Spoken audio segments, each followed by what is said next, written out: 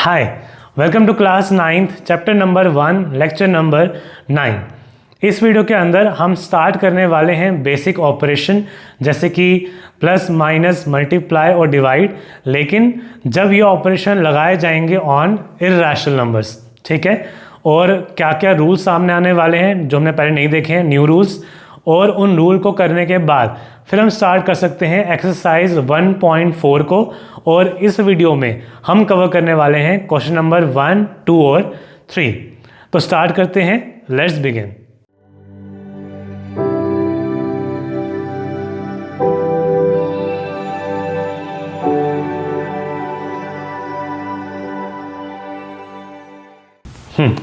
तो पहला टॉपिक, इसका नाम है ऑपरेशन ऑन रियल नंबर्स। अब ऑपरेशन का मतलब क्या है? तो मैथ के अंदर बेसिकली 4 ऑपरेशन होते हैं, जैसे कि आप चीज़ों को ऐड करवा सकते हो, सब्ट्रैक्ट करवा सकते हो, मल्टीप्लाई करवा सकते हो और डिवीजन करवा सकते हो। तो इस वीडियो के अंदर हम सीखने वाले हैं कि एडिशन सब्ट्रैक्शन कैसे किया जाता है। लेकिन इसमें नया क्या है, ये तो हम बचपन से पढ़ते आ रहे हैं कि ऐड कैसे करते हैं या सब्ट्रैक्ट कैसे करते हैं। तो जो हम बचपन से पढ़ते आ रहे हैं वो हमें ये पता है कि अगर 2 नंबर या 3 नंबर या उससे ज़्यादा नंबर अगर नेचुरल नंबर हैं तो उनको हमें ऐड सब्ट्रैक्ट करवाना आता है। होल नंबर हैं उन्हें भी आता है, इंटीजर्स को भी आता है। और ये सारे नंबर किस टाइप के होते हैं? ये सारे नंबर आते हैं रैशनल नंबर के अंदर। इसका मतलब कि बचपन से जो भी हम प्लस माइनस मल्टीप्लाई या डिवाइड करते आ रहे हैं वो सिर्फ हमने यहीं पे अप्लाई किए हैं। लेकिन अब हम क्या करने वाले हैं, हमारे पास एक नया नंबर ऐड हो चुका है जो रैशनल के अलावा क्या आ गया, इरैशनल। तो अब हमें देखना ये होगा कि इरैशनल नंबर्स के ऊपर अगर फिर से प्लस माइनस मल्टीप्लाई या फिर डिवाइड लगाया जाए तो जो जो रूल हमने बचपन से यहाँ पे पढ़े हैं क्या वो सारे के सारे सेम रूल यहाँ पे अप्लाई हो सकते हैं या फिर नहीं हो सकते हैं। तो बेसिकली हमारे पास नंबर 2 टाइप के होते हैं, एक है रैशनल नंबर, एक है इरैशनल नंबर। इनके अलावा तीसरा नंबर कोई नहीं हो सकता है।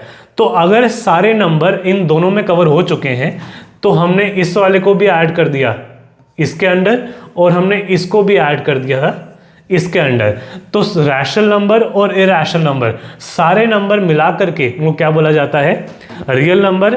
और इस टॉपिक में हम ये करने वाले हैं कि हमारे पास कोई भी टाइप का नंबर आ जाए उसमें अगर हमें ऑपरेशन लगाने पड़ जाए, ऑपरेशन ऑन रियल नंबर, कोई भी टाइप का नंबर आ जाए तो ये ऑपरेशन कैसे किए जाते हैं। तो स्टार्ट करते हैं, क्या क्या रूल आने वाले हैं इसके अंदर नोट कर लो, फिर आगे बढ़ते हैं।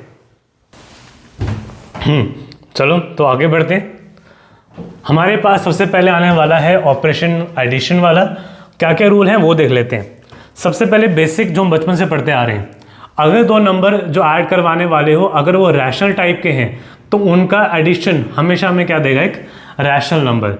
रैशनल नंबर जो इनका आंसर आएगा वो हमेशा क्या मिलेगा, रैशनल मिलेगा। 2 + 3 तो आंसर आ रहा है 5। तो पहला क्या हो गया कि अगर आप एडिशन करवा रहे हो 2 रैशनल नंबर के बीच में तो जो भी उनका आंसर आएगा वो हमेशा क्या मिलने वाला आपको, रैशनल नंबर। ये हम पहले से पढ़ के आ चुके हैं। अब जब इरैशनल बीच में आ जाएगा तो यहाँ पे 2 कंडीशन है। कंडीशन नंबर 1 कि अगर एक नंबर रैशनल हो और दूसरा वाला क्या आ जाए, इरैशनल, तब क्या होगा। तो उसका बेसिक कॉन्सेप्ट है कि रैशनल जितने मर्जी हो, अगर प्लस में एक भी इरैशनल आ गया, एक भी इरैशनल, तो पूरे का आंसर क्या बन जाता है, इरैशनल। जैसे कि 2 और 2 तो ये ऐड होकर 4 नहीं बना सकते हैं, ये 2 है और ये √2 है तो ये इरैशनल है और ये रैशनल है तो ये आपस में ऐड नहीं होते हैं। तो करवाने के बाद भी हमारा आंसर यही रहेगा क्योंकि नंबर ऐड तो हो नहीं पा रहे हैं तो नंबर वैसे का वैसा रहा। और अगर नंबर में आपको इरैशनल नंबर नजर में आ रहा है तो ये पूरा नंबर क्या बन जाएगा, एक इरैशनल बन जाएगा। ठीक है, वैसे ही यहाँ पर ये 2 है प्लस √3 है, रैशनल है इरैशनल है, आपस में ऐड नहीं होते हैं तो इनका आंसर ज़्यादा से ज़्यादा यहीं तक जा सकता है, इससे आगे जाना पॉसिबल नहीं है। और पूरे आंसर में अगर एक भी इरैशनल नंबर है तो ये पूरे के पूरे नंबर क्या बन जाते हैं, इरैशनल नंबर। ठीक है, तो पहले 2 क्लियर हैं। अगर दोनों रैशनल तो आंसर हमेशा रैशनल मिलेगा, दोनों में से एक भी इरैशनल तो पूरा आंसर क्या रहेगा, हमेशा इरैशनल। अब यहाँ पे देखते हैं कि अगर दोनों ही नंबर इरैशनल हो जाए तो क्या होगा। तो अगर दोनों नंबर इरैशनल है तो हमारा आंसर रैशनल भी आ सकता है और इरैशनल भी आ सकता है। कैसे, वो देखते हैं। जैसे कि यहाँ मेरे पास आंसर क्वेश्चन लिखा हुआ है, क्वेश्चन है √2 और √2, क्या इसका आंसर √4 होना चाहिए। रूट के अंदर 2 है, रूट के अंदर 2 है, तो 2 और 2 आपस में ऐड होकर क्या 4 बना देंगे। तो ये इस तरीके से काम नहीं करता है। ये सिंपल एडिशन वहीं पे काम करता है जहां पे नंबर कैसे हो, रैशनल हो। अगर नंबर इरैशनल हो जाते हैं तो सिंपली इनको ऐसे ऐड करवाना पॉसिबल नहीं होगा। तो क्या किया जाए, तो यहां पर आप एक काम करो, यहां पे हर एक इरैशनल नंबर को आप इमेजिन करो किसी एक ऑब्जेक्ट की तरह, जैसे कि आप एक बॉल मान सकते हो। तो √2 एक बॉल है, ये एक बॉल है, प्लस ये भी एक बॉल है, तो एक बॉल प्लस एक बॉल, टोटल बॉलें कितनी हो गई हैं, 2 बॉलें हो चुकी हैं। तो मैं लिख सकता हूं कि मेरे पास 2 बॉल है, और बॉल क्या था, हमने √2 को बॉल माना था, तो एक ball plus 2 ball is equal to 2 balls. Clear हो गया।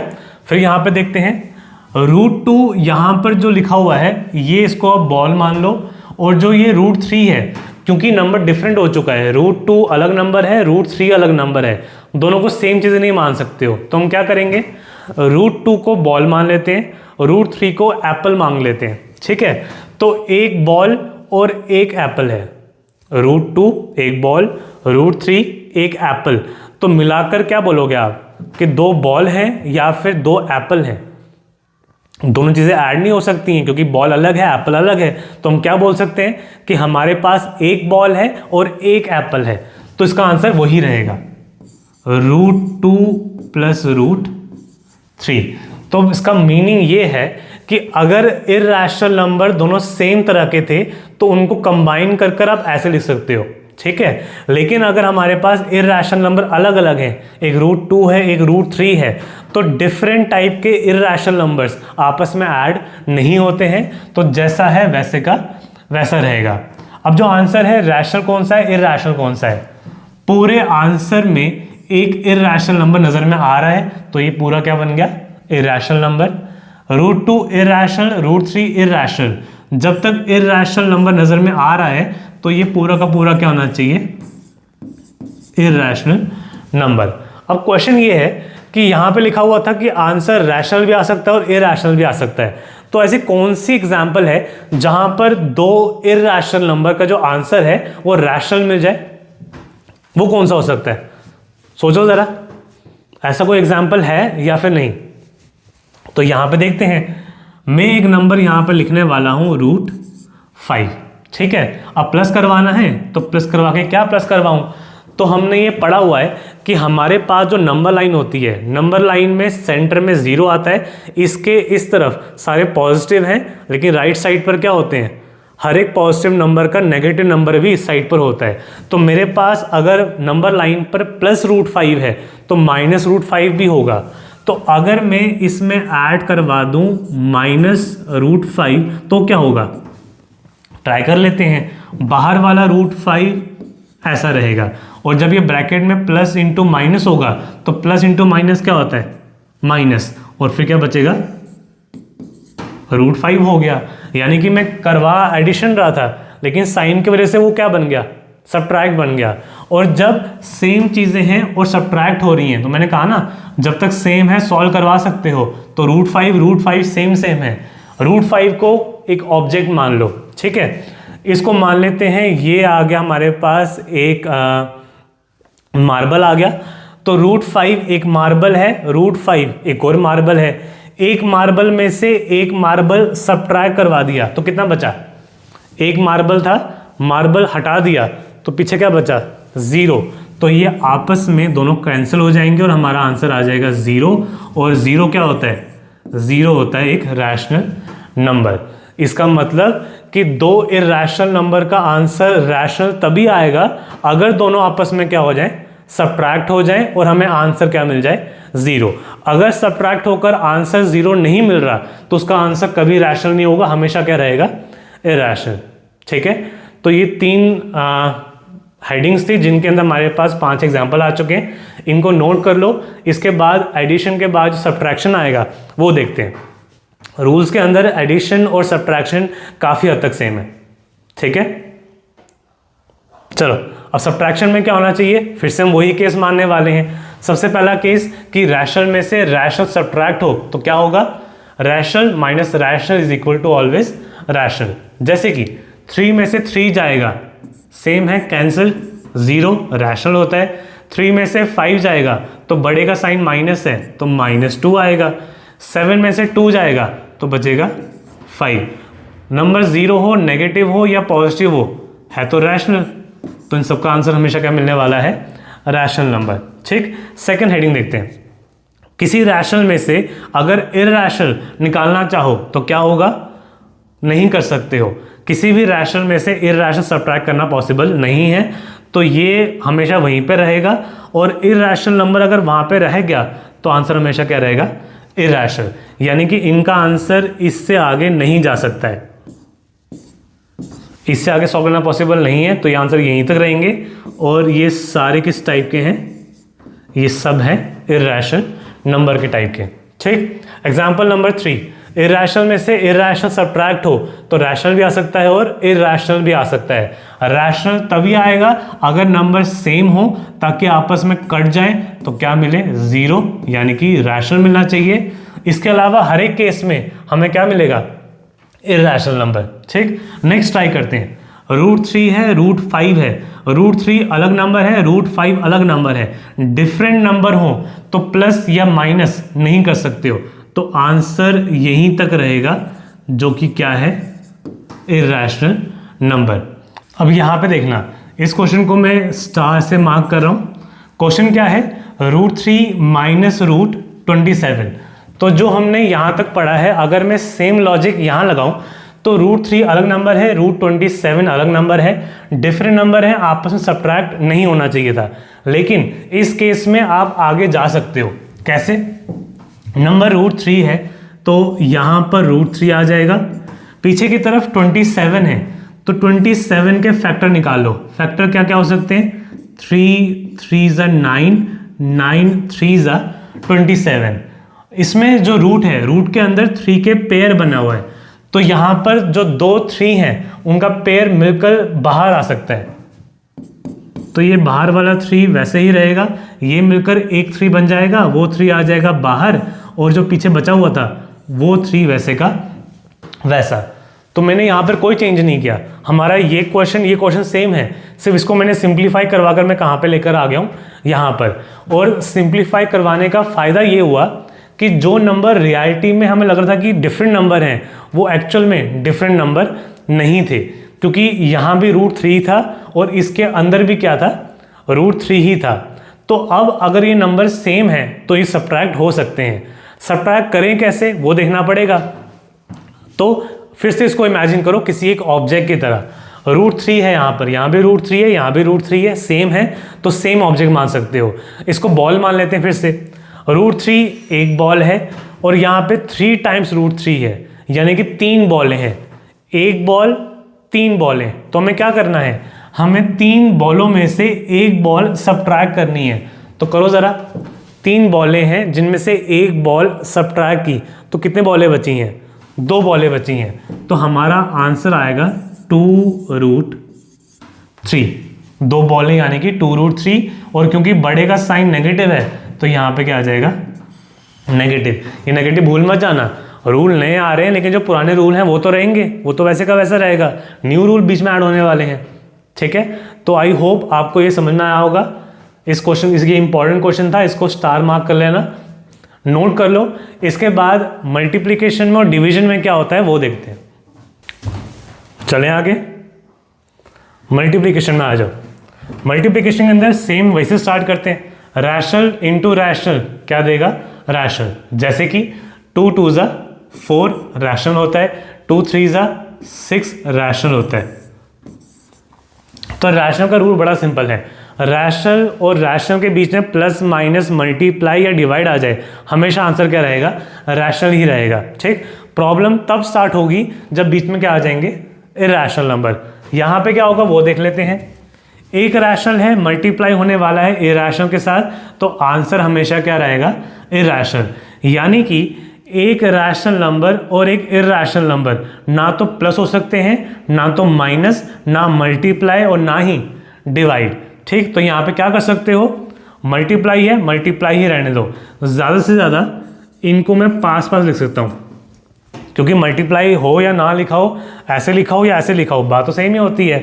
तो मैंने इनको ऐसे लिख दिया, मल्टीप्लाई नहीं हो पाए हैं, सिर्फ लिखा इस तरीके से है।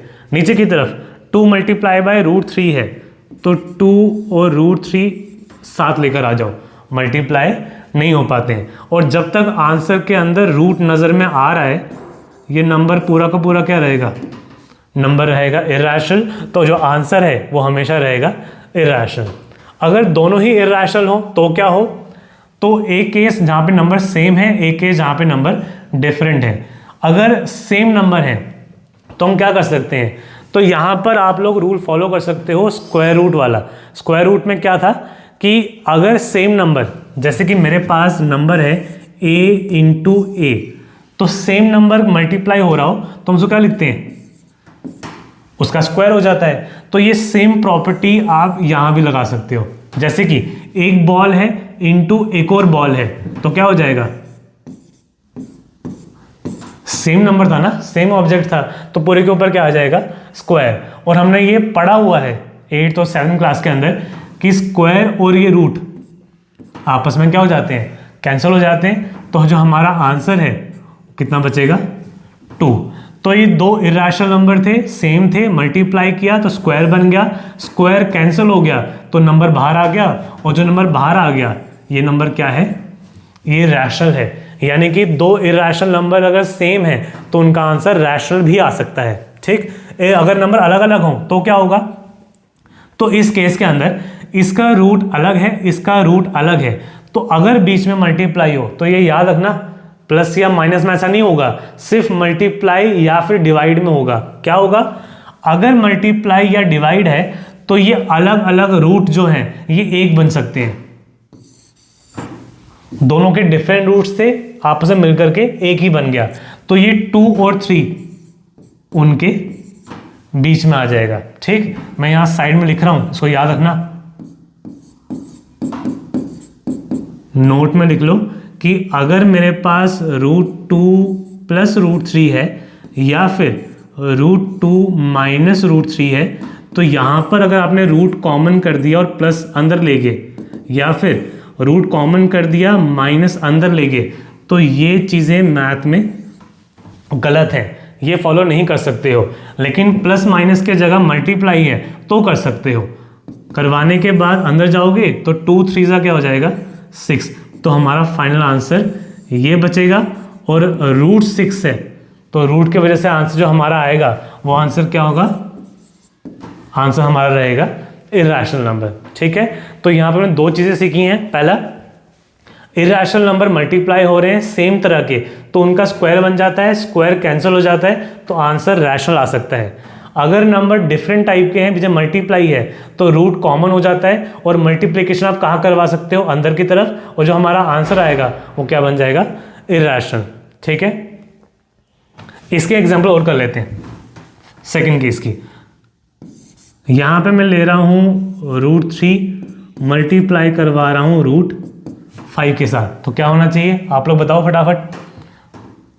रूट कॉमन, 3 अंदर 5 अंदर, और मल्टीप्लाई जब होगा तो 5 3 15, जो कि ये भी क्या है, इरैशनल नंबर है। ठीक है, तो आई होप आपको मल्टीप्लाई भी समझ में आया होगा। इस पूरे को नोट कर लो, इसके बाद स्टार्ट करते हैं डिवीजन। चलें आगे, चलो डिवीजन देख लेते हैं। डिवीजन में पहला केस रैशनल और रैशनल अगर सेम है तो आपस में कैंसिल हो जाएगा, बचेगा 0 नहीं, बचेगा 1, क्योंकि 2 1 ज़ा 1, 2 1 ज़ा 2 1 ज़ा 2, 2 1 ज़ा 2, और जब आपस में करवाया तो हमारे पास आंसर बचेगा 1/1, जो क्या होता है, 1 होता है। लेकिन अगर नंबर ना कट रहे हो तो क्या कर सकते हैं, तो हम लगा सकते हैं long division method. Long division method जो हम पढ़ के आ चुके हैं ऑलरेडी, जहाँ पर आप डिवाइड करवाते हो आंसर आपको डेसिमल फॉर्म में मिलता है, तो 1/4 कितना हो जाएगा 0.25। डेसिमल हो या ना हो नंबर रहेगा तो रैशनल ही रहेगा, इरैशनल नहीं मिल सकता है। ठीक, यहाँ पर आ जाओ, एक रैशनल एक इरैशनल इनके आपस में बनती ही नहीं है, तो कुछ नहीं करवा सकते हो। तो ये ऐसे का ऐसा ही रहेगा, ये ऐसे का ऐसा ही रहेगा। इस 2 को आप नहीं काट सकते हो, इस 2 और 3 को आप डिवाइड नहीं करवा सकते हो। तो यही हमारा फाइनल आंसर है। और क्योंकि बीच में रूट नज़र में आ रहा है तो ये पूरा आंसर क्या कहलाएंगे, इरैशनल नंबर। ठीक, लास्ट केस, इरैशनल नंबर अगर सेम है तो कट सकता है, बचेगा फिर से 1 जो कि क्या है, रैशनल। तो अगर हमारे पास इस हेडिंग के अंदर कहीं पर भी 2 सेम नंबर आ जाते हैं, चाहे प्लस हो चाहे माइनस, मल्टीप्लाई, डिवाइड, तो उनका आंसर या तो 0 मिल जाता है या इस केस में क्या मिल जाता है 1, यानी कि रैशनल मिल जाता है। ठीक, इसकी बात करें अगर डिफरेंट नंबर हैं तो जैसे हमने मल्टीप्लाई के अंदर ब्रैकेट को रूट को सेम किया था वैसे ही अब यहाँ भी सेम कर सकते हो। इसका रूट अलग है, इसका रूट अलग है, दोनों का रूट 1 बना दिया। ठीक, 2 चला जाएगा अंदर, 6 चला जाएगा अंदर पीछे की तरफ, क्योंकि मल्टीप्लाई था तो यहाँ भी मल्टीप्लाई गया, बाहर मल्टीप्लाई है अंदर भी क्या जाएगा मल्टीप्लाई। लेकिन यहाँ पर बीच में डिवाइड है तो यहाँ भी क्या जाएगा डिवाइड, 6 आ जाएगा नीचे। ठीक है, जब तक ये बाहर थे 2 और 6 नहीं काट पा रहे थे, लेकिन अब आपने उनको अंदर भेज दिया तो अभी कर सकते हैं। 2 1 ज़ा 2, 2 3 ज़ा 6, तो क्या बचा 1 आ जाएगा अंदर, 3 आ जाएगा नीचे। तो ये हमारा आंसर बन गया। इसको आप एक स्टेप और आगे क्या सकते हो, रूट जैसे कि मैंने यहाँ पे रूट सेम किया ना वैसे रूट दोबारा तोड़ भी सकते हो, दोबारा 1 के ऊपर दोबारा 3 के ऊपर, इस तरीके से। और लास्ट स्टेप अंडर रूट 1 1 ही होता है तो ये तो 1 बन जाएगा, रूट 3 वैसे का वैसा रहेगा और पूरे आंसर में रूट 3 है तो हमारा आंसर अभी क्या है इरैशनल नंबर के फॉर्म में है।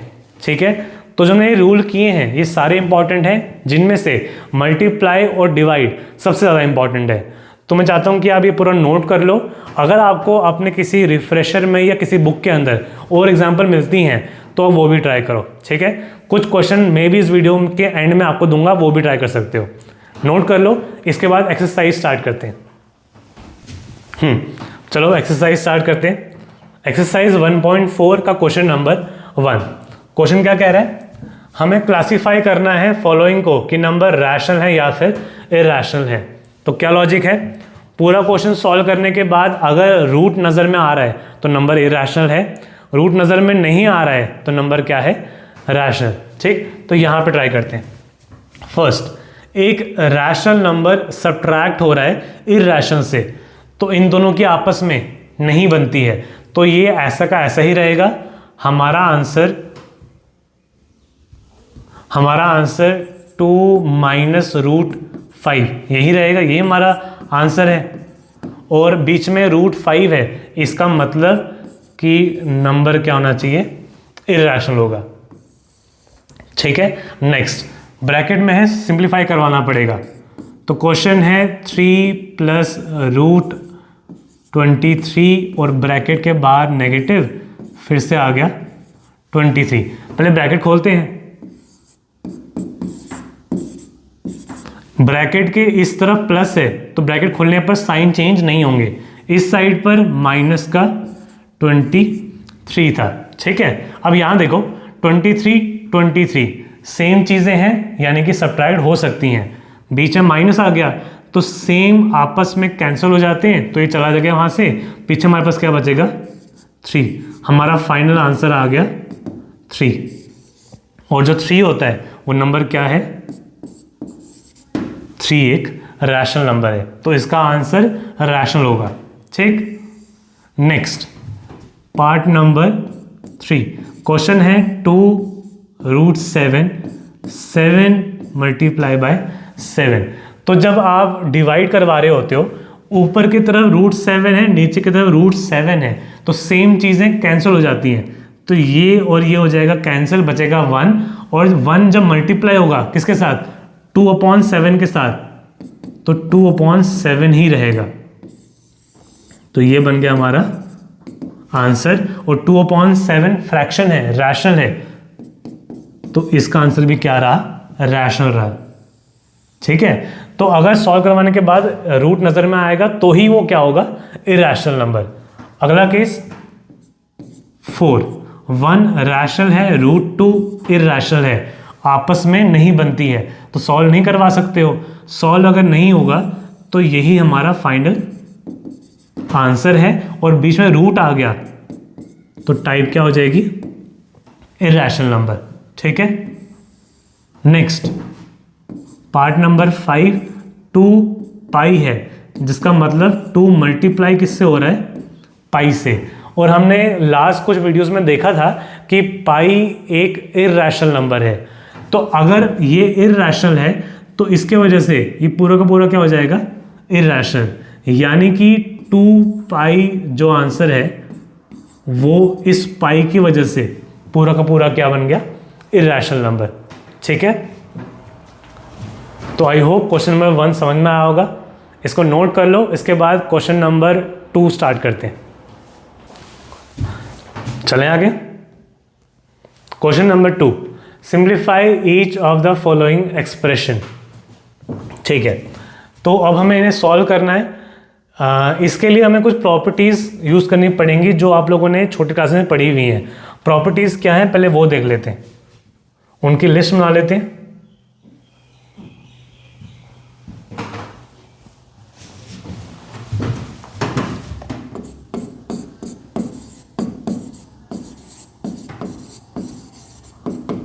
एल्जेब्रिक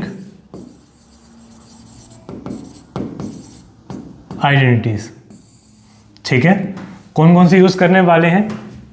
सबसे पहले a + b का होल स्क्वायर, फिर हमें चाहिए होगा a - b का होल स्क्वायर। इसके अलावा एक और यूज करने वाले हैं, वो है a + b a - b। तो ये 3 प्रॉपर्टी हम यूज करने वाले हैं।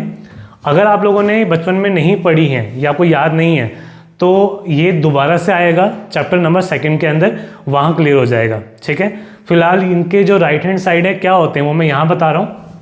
a + b का होल स्क्वायर है, इसका राइट साइड होती है a² + 2ab + b²। ठीक, अगर a - b² है तो ये होता है a² - 2ab + b², और a + b है फिर a - b है तो ये होता है a² - b²। तो क्वेश्चन नंबर 2 को करने के लिए अगर हम ये प्रॉपर्टी याद कर लें तो क्वेश्चन काफ़ी इजी हो जाता है। ठीक है, कैसे होगा वो देख लेते हैं। प्रॉपर्टी नोट कर लो पहले। चलो, क्वेश्चन नंबर 2 पार्ट नंबर 1। इसमें हम कोई प्रॉपर्टी है जो लगा सकते हैं। 3 + √3 है, 2 + √2 है, तो यहाँ पर नंबर डिफरेंट है, तो जो पिछले प्रॉपर्टी पढ़ी हैं उन 3 से किसी मैच नहीं कर रहा, तो यहाँ प्रॉपर्टी काम नहीं करेगी। तो यहाँ पर एक ही ऑप्शन है कि आप बेसिक तरीके से मल्टीप्लाई कराओ, यानी कि a को उठाओ, इससे मल्टीप्लाई, फिर सेकंड से मल्टीप्लाई, फिर यहाँ सेकंड को पिक करने के बाद फर्स्ट से मल्टीप्लाई, और फिर सेकंड से मल्टीप्लाई। तो यहाँ प्रॉपर्टी नहीं लग रही है तो यहाँ को बेसिक तरीका ही लगाना पड़ेगा। ठीक है, स्टार्ट करते हैं। सबसे पहले 3 को मल्टीप्लाई करा रहा हूँ पूरे ब्रैकेट के साथ, जो है 2 + √2। अब √3 की बारी है तो √3 मल्टीप्लाई होगा फिर से पूरे के साथ, तो 2 + √2। ठीक, पहले 3 × 2 3 × 2 ये हो जाएगा 6, फिर 3 √2 तो हमने पीछे पढ़ा था कि rational number irrational number multiply नहीं होते हैं, ज़्यादा से ज़्यादा इनको आप पास लिख सकते हो। इतना ही होगा, तो ये हमारा सॉल्व हो चुका है। अब इसको सॉल्व करवाना है। √3 × 2 इरैशनल रैशनल नहीं होंगे, तो 2 को मैं आगे लेके आ रहा हूँ और √3 को मैं पीछे लिख रहा हूँ।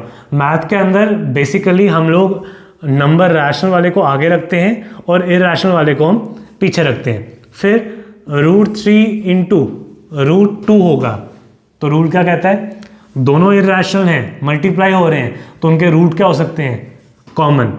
तो मैं इनका रूट कॉमन करवा रहा हूँ और फिर 3 इंटू 2 हो सकता है, तो नीचे क्या आ जाएगा 6। ये आ गया हमारे पास।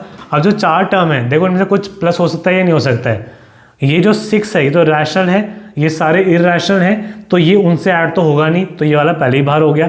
फिर यहाँ पे √2 है, यहाँ पे √3 है, यहाँ पे √6 है, सभी डिफरेंट नंबर हैं, तो डिफरेंट इरैशनल नंबर भी ऐड नहीं हो सकते हैं।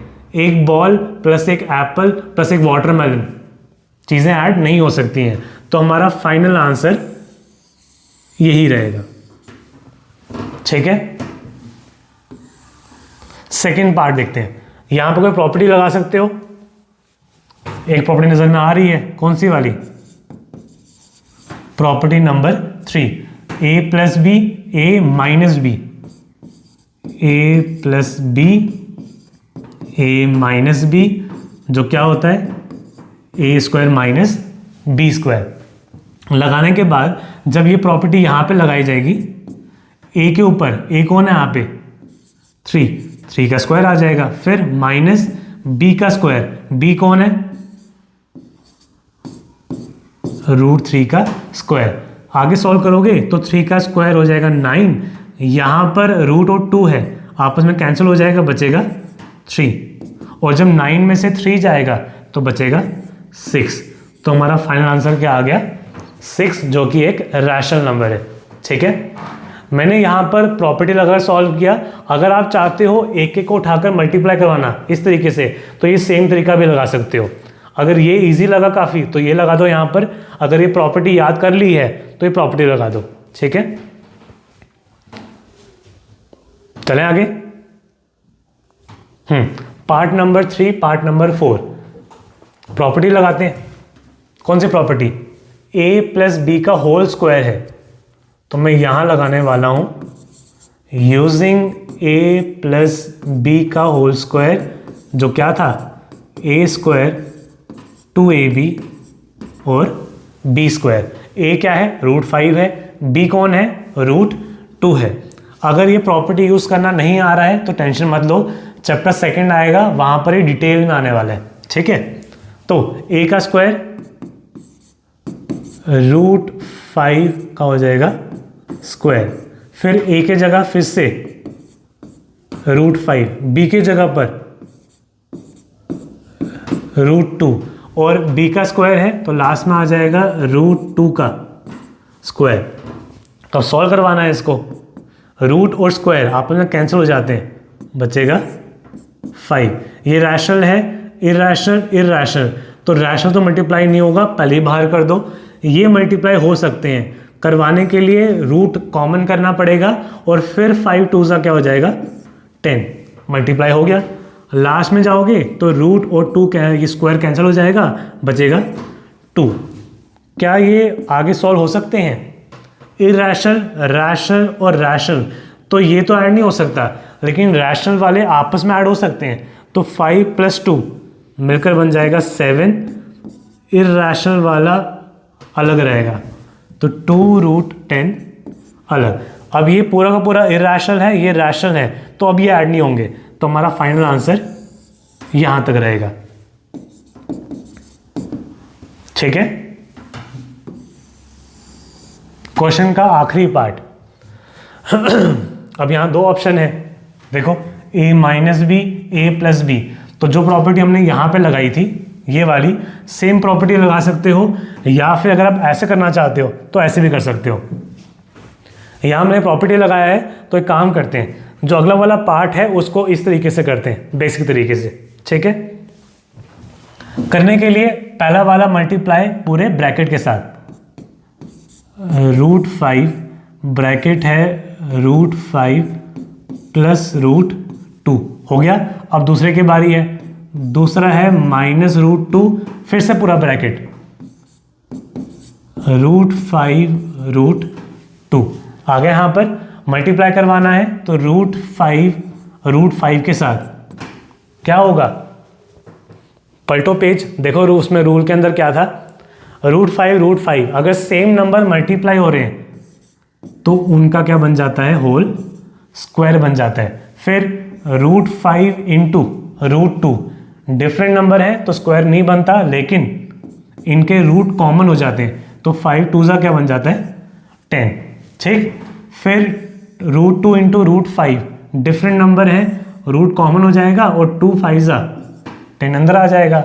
लास्ट में -√2 इंटू √2, तो माइनस तो रहेगा लेकिन सेम नंबर है, तो सेम नंबर के ऊपर क्या बन जाता है स्क्वायर बन जाता है। अब जो सॉल्व हमको सॉल्व करवा लो, +√10 -√10 सेम चीज़ें कैंसिल हो जाती हैं। ठीक, फिर रूट और स्क्वायर ये भी कैंसिल हो जाता है, बचेगा 5, और रूट और स्क्वायर फिर से कैंसिल, बचेगा -2, और जब 5 में से 2 जाएगा आंसर आएगा 3। हमारा फाइनल आंसर आ गया 3, जो कि एक रैशनल नंबर है। ठीक है, तो आई होप आपको क्वेश्चन नंबर 2 के सारे पार्ट समझ में आए होंगे। इस पूरे को नोट कर लो, इसके बाद आगे बढ़ते हैं। इसके बाद हम क्वेश्चन 3 पर बढ़े उससे पहले कुछ मिस्टेक्स हैं, वो क्या क्या हो जाती है कॉमन मिस्टेक्स, वो देख लेते हैं। पहली मिस्टेक क्या है कि मल्टीप्लाई और डिवाइड की वजह से अगर कहीं पर प्लस भी आ जाए तो भी हम क्या ले लेते हैं गलती से, रूट को सेम कर देते हैं। जैसे कि √2 और √2 आ गया, तो इनका रूट सेम करवाकर अगर आपने बीच में ले गए और फिर उसको ऐड कर दिया तो ये गलत माना जाएगा। ठीक है, ठीक क्या होगा, ठीक ये है कि रूट कॉमन नहीं कर सकते हो, दो चीज़ें हैं तो इनको आप ऐसे लिख सकते हो, √2 तो √2 कितने हो गए टोटल 2√2 हो गए, तो ये अगर ऐसे करोगे तो ये ठीक माना जाएगा। ठीक, सेकंड, इसी के सेकंड एग्जांपल, √2 और √3 है, तो इनका रूट कॉमन करवाकर अगर आपने ऐसा कर दिया और फिर नेक्स्ट स्टेप में 2 + 3 5 कर दिया तो ये मैथ में गलत है। ठीक क्या है कि अगर नंबर डिफरेंट हैं तो यहाँ से आगे आप जा ही नहीं सकते हो, यही हमारा फाइनल आंसर है। और यहाँ पे अगर आप रुक गए तो आपका आंसर ठीक है। अगर आपने इससे आगे बढ़कर यहाँ तक पहुँच गए तो गलत है, लेकिन वहीं पर छोड़ दिया तो क्या है आंसर ठीक माना जाएगा। फिर कुछ जगहों पर क्या होता है, हम स्टार्टिंग में इनकरेक्ट तरीके से चीज़ों को कैंसिल कर देते हैं। जैसे कि यहाँ पे हमें दिख रहा है कि √3 और √2 है, हमें क्या लगेगा कि 3 में से 2 चला गया तो कितना बचा 1, यानी कि हम बेसिक रैशनल वाले रूल्स को हम यहाँ अप्लाई कर देते हैं। तो अगर ऐसे कर दिया तो ये गलत है। या फिर मुझे पता है कि 3 की टेबल में 18 आता है, तो मैं 3 × 1 = 3, 3 × 6 = तो क्या बचा 1 बचा ऊपर, और नीचे जब कटा तो नीचे बच गया 6। तो अगर आपने डायरेक्ट काट दिया तो ये भी क्या है गलत। तो ठीक क्या होना चाहिए, ठीक करने के लिए अगर आप जब यहाँ पे आओगे नंबर अगर डिफरेंट हैं तो यहीं पे छोड़ दिया अगर तो ठीक है, सॉल्व नहीं किया तो ठीक है। नेक्स्ट, इसको अगर डायरेक्ट काटा तो गलत है। तो ठीक क्या होना चाहिए, दोनों का रूट पहले कॉमन किया जाए, 3 और 18 को अंदर भेजा जाए, उसके बाद काटा जाए, 1 × 6 जिससे 1/6 बचे और फिर बाहर आकर क्या बने 6। तो आप देखोगे ना तो आंसर यहाँ वाला और यहाँ वाला आंसर सेम है, लेकिन पेपर में अगर डायरेक्ट कटा हुआ दिख गया तो मार्क्स कट जाएंगे। ठीक, तो रिस्क ना लो, तो बेटर है कि आप इस तरीके से फॉलो करो एटलीस्ट स्टार्टिंग में। ठीक है, फिर नेक्स्ट आ जाएगा साइन की गलती।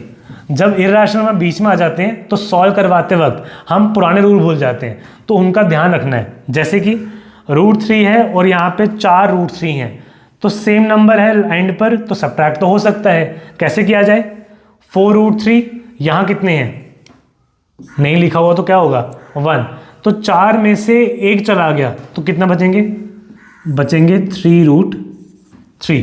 हमने सॉल्व किया, आंसर हम यहीं पे छोड़ देते हैं, तो ये गलत है।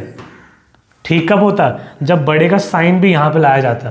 ठीक, नीचे आओगे √2 है √2 है एंड पर सेम है तो सब्ट्रैक्ट हो सकते हैं। कैसे होगा, 7 √2 में से 2 √2 निकालने हैं, 7 में से 2 निकाल दिए, पीछे कितने बचे, पीछे बचेंगे 5 √2, 5 ही बचने चाहिए। लेकिन अगर हमने ऐसे कर छोड़ दिया और बड़े का साइन साथ में लेकर नहीं आए तो ये क्या हो जाएगा गलत। तो ठीक क्या होना चाहिए, 3 √3 नहीं, -3 √3, 5 √2 नहीं आएगा, -5 √2 आएगा। तो साइन का ध्यान रखा तो आपका आंसर ठीक है। यानी कि एक बेसिक साइन की वजह से आपके मार्क्स कट सकते हैं, ठीक है। तो ये कुछ बेसिक मिस्टेक्स हैं जो स्टार्टिंग में होती हैं, तो इनको नोट करना। जब आप आगे क्वेश्चन सॉल्व करोगे तो ये अपने आप कम हो जाएंगी, ठीक। स्टार्टिंग में हो सकता है कि आपको इनको मिस्टेक्स को देखना पड़े, नोट कर लो। फिर क्वेश्चन नंबर 3 देखते हैं। चलो क्वेश्चन नंबर 3 देखते हैं। ये क्वेश्चन थोड़ा सा कंफ्यूजिंग है। क्वेश्चन क्या कह रहा है? क्वेश्चन कहता है कि हमें पता है कि जो पाई की वैल्यू होती है वो आप निकाल सकते हो किसी भी सर्कल का सर्कमफेरेंस को डिवाइड करवाकर, किसके साथ? उसके डायमीटर के साथ। यानी कि इसका सर्कमफेरेंस को डिवाइड करवा दें इसके डायमीटर के साथ, तो क्या मिलेगा आपको? हमेशा पाई मिलेगा। मैटर नहीं करता कि सर्कल छोटा है, मीडियम है या बड़ा है, जैसा सर्कल ले लो उनका सर्कमफेरेंस और डायमीटर हमेशा हमें क्या देता है? पाई की वैल्यू, ठीक। तो मैं यहां पे लिख रहा हूं पाई इज इक्वल टू, पाई बराबर हो जाएगा सर्कल का सर्कमफेरेंस डिवाइड बाय डायमीटर। ये हमेशा होना चाहिए। और जो पाई है उसकी वैल्यू हम जानते कितना होता है? फ्रैक्शन में देखें तो 22/7 होता है, और अगर डेसिमल में देखें तो 3.14 समथिंग होता है। आगे भी जाता है, हम यहीं तक रखते हैं, ठीक है। तो क्वेश्चन के हिसाब से कोई भी सर्कल आ जाए उसका सर्कमफेरेंस और डायमीटर का जो रेशो है वो हमेशा कितना आना चाहिए? 3.14। इसको चेक करने के लिए मैंने यहाँ पे रियलिटी में रियल मेजर्स के साथ 3 सर्कल लिए हुए। चेक करते हैं कि क्या ये फॉर्मूला सेम है, यहाँ पे काम करता भी है या नहीं करता है, ठीक।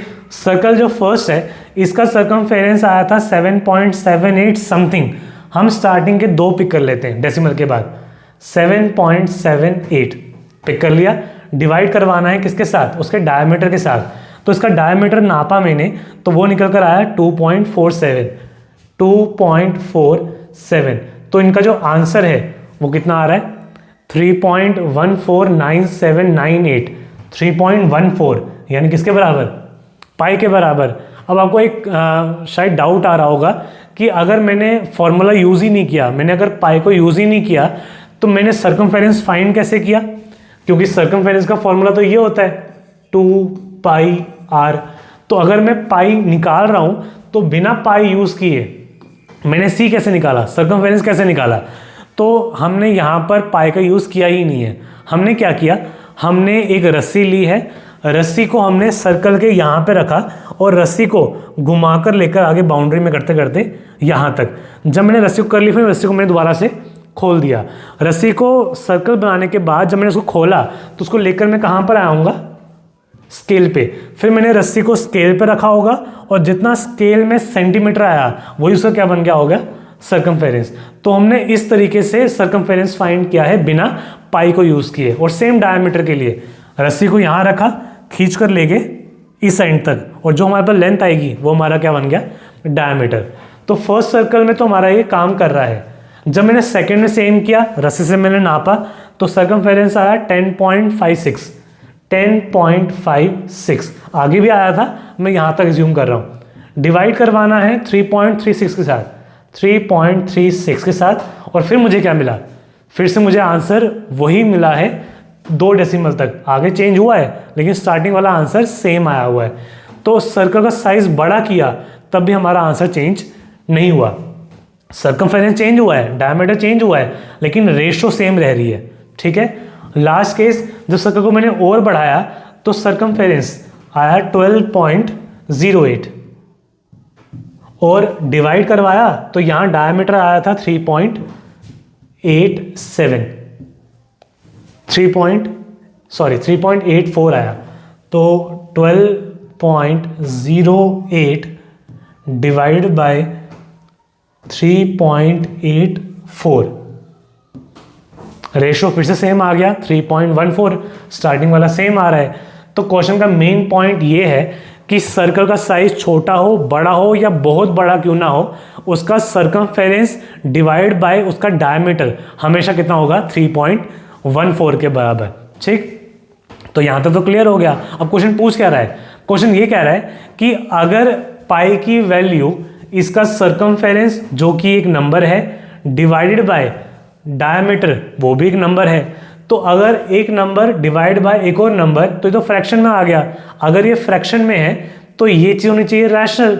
अगर ये रैशनल है तो पाई भी क्या होना चाहिए था, रैशनल नंबर।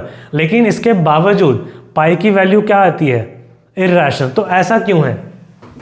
अगर हमारे पास C/D रैशनल है तो पाई इर्रेशनल क्यों है? आपस में तो बराबर है। तो इसका रीज़न क्या होगा वो देखते हैं। इसका रीज़न ये है कि जब मैंने सर्कल ड्रॉ किया, अगर एक सर्कल परफेक्ट बना हुआ है, अगर एक परफेक्ट सर्कल है तो C/D पाई तो देगा, ठीक है। अगर एक सर्कल मैंने परफेक्ट नहीं बनाया तो क्या बन जाएगा? मान लो एक सर्कल परफेक्ट नहीं बना, कहीं से छोटा रह गया, तो वो सर्कल के बजाय क्या बन जाएगा, ओवल बन जाएगा। तो यहां भी सर्कमफेरेंस है, C आ गया, इस वाले को डायमीटर मान लेते हैं, ये आ गया D, ठीक है। तो अगर मेरे पास C और D इस तरीके से हैं कि एक परफेक्ट सर्कल बना है, तो ये तभी पॉसिबल है अगर C या फिर D में से कोई एक क्या होना चाहिए, रैशनल। अगर सर्कमफेरेंस रैशनल नंबर है तो D क्या रहा होगा, इरैशनल रहा होगा। अगर डायमीटर रैशनल लिया मैंने, प्रॉपर रैशनल नंबर, तो सर्कमफेरेंस क्या होगा, हमेशा इरैशनल, ठीक है। तो इस सर्कल की एक बड़ी मेन प्रॉपर्टी है कि परफेक्ट सर्कल के अंदर या तो सर्कमफेरेंस इरैशनल होगा, अगर सर्कमफेरेंस इरैशनल नहीं है तो डायमीटर कंफर्म क्या है, इरैशनल। दोनों में से एक इरैशनल होगा ही होगा। और अगर किसी वजह से सर्कमफेरेंस भी रैशनल आ गया और डायमीटर भी रैशनल आ गया तो सर्कल ही नहीं बनेगा, वो क्या बन जाएगा, ओवल, ठीक है। तो ये सर्कल की प्रॉपर्टी है। और अगर इन दोनों में से एक इरैशनल होगा ही होगा तो ये पूरा क्या बन गया, अगर एक भी इरैशनल है तो ये पूरा इरैशनल बन गया। पूरा इरैशनल है तो पाई भी क्या होना चाहिए, इरैशनल होना चाहिए, ठीक है। तो आप कैसे लिखोगे इसको? आप लिखोगे कि पाई C/D है रैशनल नंबर, जहां पर C और D दोनों क्या होते थे, रैशनल होते हैं। लेकिन रियलिटी में क्या होता है, जब आपने उसको रस्सी से नापा होगा तो नापने के बाद हमारा स्केल कहाँ तक होता है, सेंटीमीटर मिलीमीटर तक, उससे छोटा स्केल हमारे पास नहीं होता है जो हमारे घरों में होता है। तो मेरा जो आंसर आने वाला है वो 7.78 मैक्सिमम यहाँ तक हो सकता है। इसके आगे क्या आ रहा है मुझे पता ही नहीं है। हो सकता है 7.78 के बाद आगे नंबर खत्म ना हुआ हो, आगे क्या आ रहा हो, रिपीट ना हो रहा हो, डिफरेंट नंबर आ रहे हो। तो रियलिटी में नंबर क्या था, इरैशनल। मैंने उसको एज्यूम किया तो मुझे लगा क्या कि वो क्या था, वो था रैशनल, ठीक। तो C और D में से हमें रैशनल लगता है, जबकि रियलिटी में उन दोनों में से या तो C या तो D एक्चुअल में क्या है, इरैशनल है, जिनकी वजह से ये पूरा का पूरा इरैशनल बन गया। देयरफॉर पाई भी क्या होना चाहिए, एक इरैशनल नंबर होना चाहिए, ठीक है। तो अगर पेपर में तो क्वेश्चन ये आएगा नहीं, अगर आपको कॉपी में नोट्स बनाने हैं तो आंसर में आप सिर्फ क्वेश्चन के बाद सिर्फ ये लिखोगे कैसे आया, या फिर हमने जो एग्जाम्पल लिए ये सब मेंशन नहीं करना है। इसका आंसर वाला पार्ट सिर्फ ये होने वाला है, ठीक है। तो आई होप आपको ये क्वेश्चन समझ में आया होगा। ये वाला हिस्सा नोट कर लो।